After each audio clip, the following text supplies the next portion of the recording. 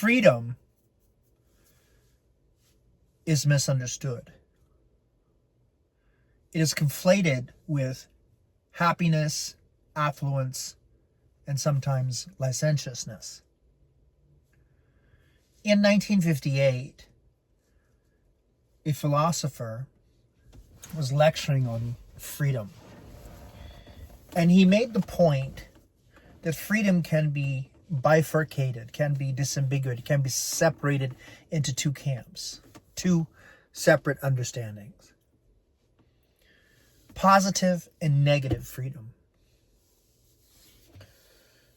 Positive freedom is the idea that you are free to be. You are free to fill in the blank. In other words, government provides a substructure, a safety net, allows for provisions to allow you to be free to have time to spend with your kids, to be free to not have to struggle with starvation, to be free to work, to be free to live. The idea that freedom can be only obtained, especially equitably, by government helping Joe Citizen achieve freedom. And the second type of freedom is the idea that you are free from government intervention. Negative freedom is the idea that freedom can best be fulfilled without government intervention.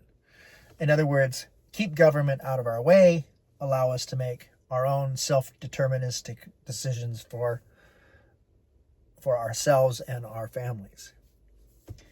People on the left typically espouse positive freedom, meaning government must be involved to balance the society, to create an environment where equity can be had. People on the right typically believe in negative freedom, freedom from religion, freedom from governmental intervention, freedom from infringement on religion, freedom from government overplay, the idea of Big Brother.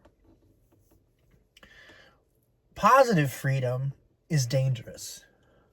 Positive freedom is dangerous because anytime that you give government power, whether it's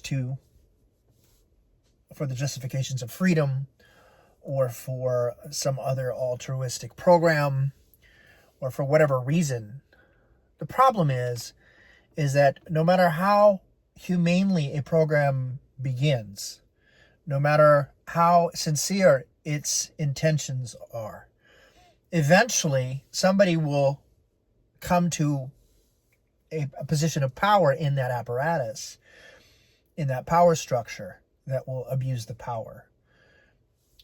And we know this because mankind is not innately good. And certain jobs attract certain pathologies of people, and powerful positions attract people who want power.